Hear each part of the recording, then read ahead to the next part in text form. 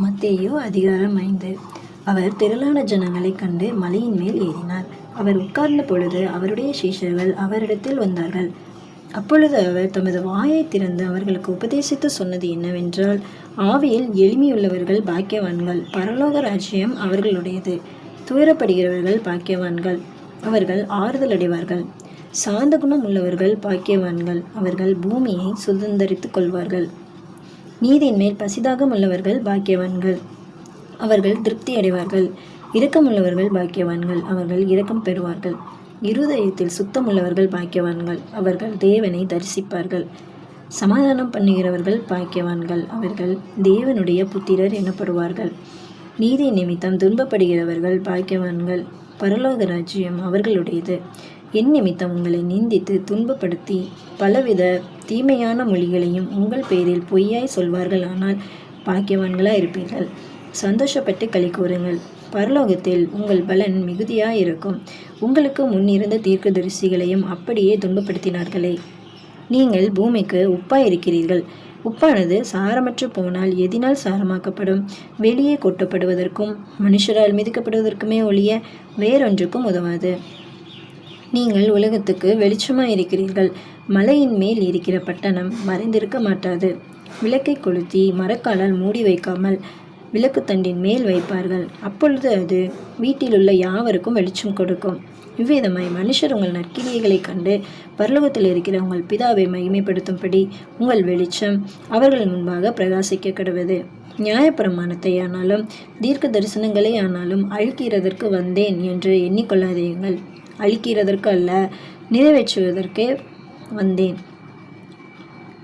வானமும் பூமியும் ஒளிந்து போனாலும் நியாயப்பிரமாணத்தில் உள்ளதெல்லாம் நிறைவேறும் அளவும் அதில் ஒரு சிறு எழுத்தாகிலும் ஒரு எழுத்தின் உறுப்பாகிலும் ஒளிந்து போகாது என்று மெய்யாகவே உங்களுக்கு சொல்கிறேன்.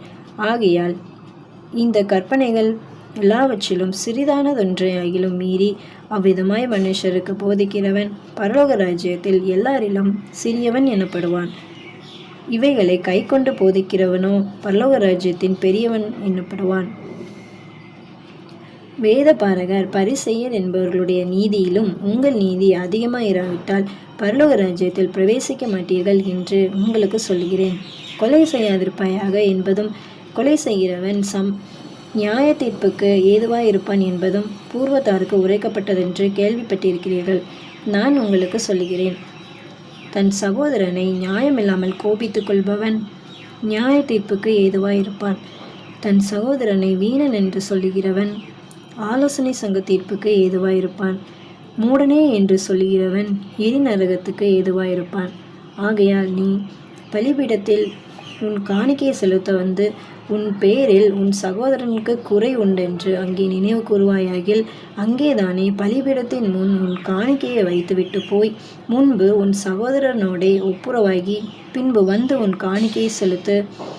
எதிராளி உன்னை நீ நியாயாதிபதியினிடத்தில் ஒப்புக்கொடாமலும் நியாயாதிபதி உன்னை சேவகனிடத்தில் ஒப்புக்கொடாமலும் நீ சிறைச்சாலையில் வைக்கப்படாமலும் இருக்கும்படியாக நீ உன் எதிராளியோடு வழியில் இருக்கும்போதே சீக்கிரமாய் அவனுடனே நல்மனம் பொருந்தாவிட்டால் நீ ஒரு காசும் குறைவின்றி கொடுத்து தீர்க்கு மட்டும் அவ்விடத்திலிருந்து புறப்பட மாட்டாய் என்று மெய்யாகவே உனக்கு சொல்லுகிறேன்.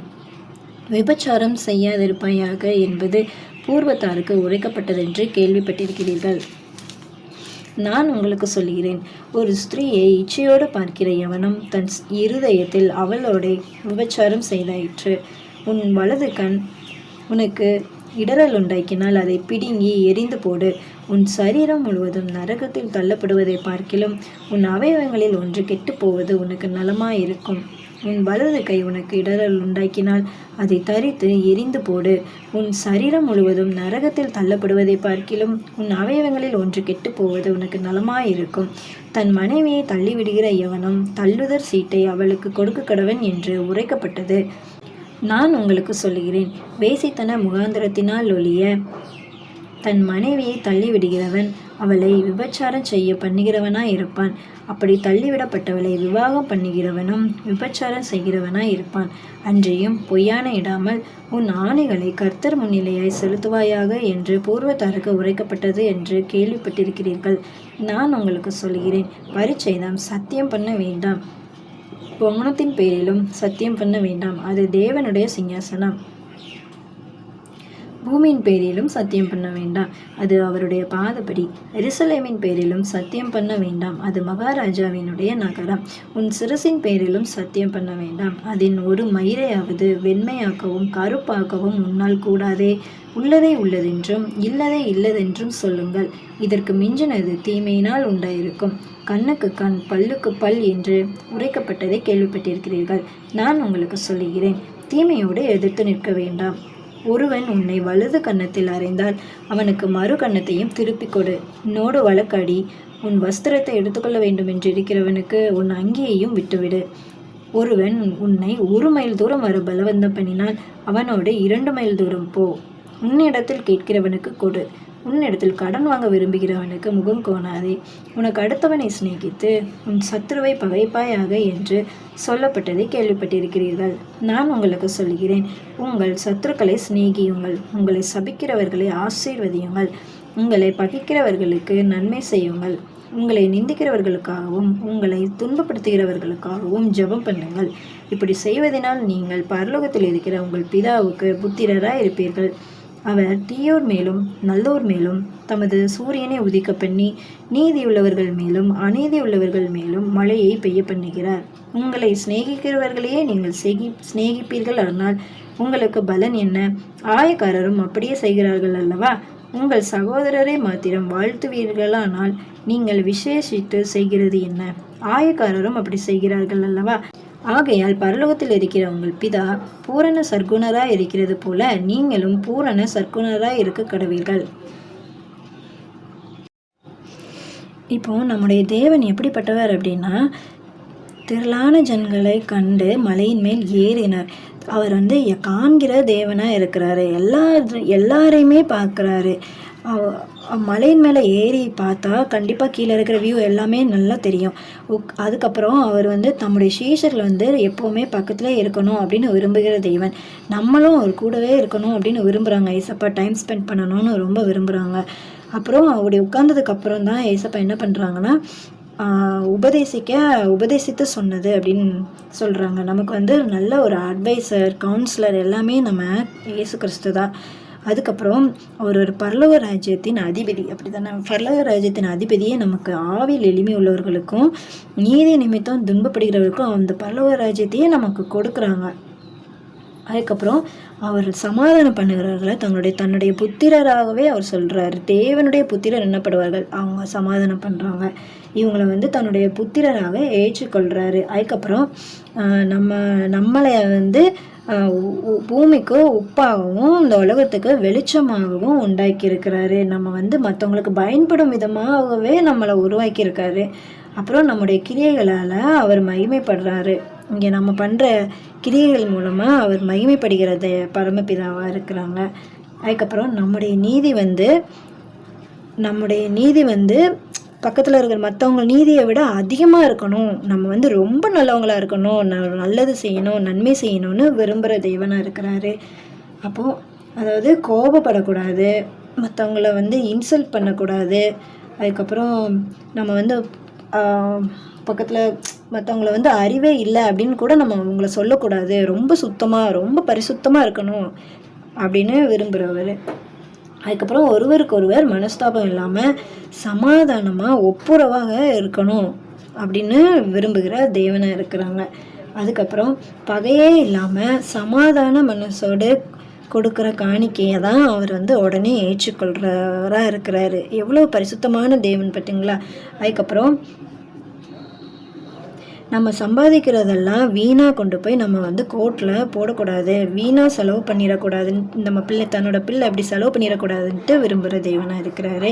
அதுக்கப்புறம் தன்னோட பிள்ளை கொலை செஞ்சிடக்கூடாது, விபச்சாரம் செஞ்சிடக்கூடாது, அப்புறம் நரகத்துக்கு போயிடக்கூடாது அப்படின்னு நினைக்கிற தேவனாக இருக்கிறாரு.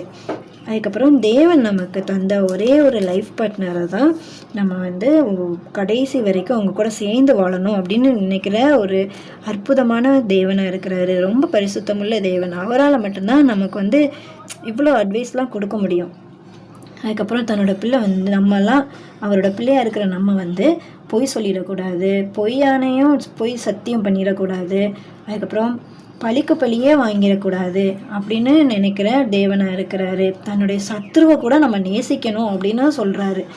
அப்புறம் நம்ம வந்து இங்கே வாங்குறத பார்க்கலாம் கொடுக்கணும் அப்படின்னு விரும்புகிற தேவனாக இருக்கிறாரு. பவுலும் அப்போஸ்தலரில் சொல்லுவார், வாங்கிறதை பார்க்கலாம் கொடுக்கறதே பாக்கியம் அப்படின்னு சொல்லியிருப்பார். அப்போ இங்கே நம்மளும் வந்து அவருடைய பிள்ளையாக இருக்கிற நம்ம மற்றவங்களுக்கு கொடுக்கணும் அப்படின்னு விரும்புகிற தேவனாக இருக்கிறாரு. அதுக்கப்புறம் நம்முடைய பரமபிதா எப்படி இருக்காங்க அப்படின்னா, கெட்டவங்க மேலேயும் சரி நல்லவங்க மேலேயும் சரி சூரியனும் மழையும் கொடுக்குறாரு. ஈக்குவல் தான். அவர் வந்து கடைசி வரைக்கும் நன்மை செய்கிறவராகவே சுற்றி தெரிந்தார் அப்படின்னு இருக்கும் வசனம் இருக்குது. அப்படி சுற்றி தெரிந்திருக்கிறாரு. அதனால தான் ஏசப்பா வந்து நம்ம அவருடைய பிள்ளையாக இருக்கிறதுனால நம்மளும் அவரே மாதிரி இருக்கணும் அப்படின்ட்டு சொல்கிறாங்க. அவர் ரொம்பவே ஆசைப்படுறாங்க. அதே மாதிரி இவர் வந்து இந்த கொடுத்தது எல்லாமே ஒரு நார்மலாக அட்வைஸ் மட்டும் கிடையாது. இது மாதிரியே அவர் செஞ்சும் கட்டியிருக்கிறாரு. எப்படி எல்லாமே அவர் வந்து அடிக்கிறவனுக்கு மறு கன்னத்தையும் காமிச்சார், வஸ்திரத்தை கொடுத்தாரு, எல்லாமே செஞ்சார். அப்படியே அவர் செஞ்சு கட்டியிருக்கிறாரு. அதே மாதிரி நம்மளும் அவரை மாதிரி பூரண சர்க்குனராக இருக்கணும்ன்ட்டு விரும்புகிறாரு. அதே மாதிரி நம்மளும் அவரை ஃபாலோ பண்ணி நம்மளும் அவரே மாதிரி நம்ம அப்பாவை மாதிரி நம்மளும் பூரண சர்க்குனராக இருப்போம். கர்த்தருக்கு சித்தமானால் மீண்டும் சந்திப்போம். நன்றி. God bless you.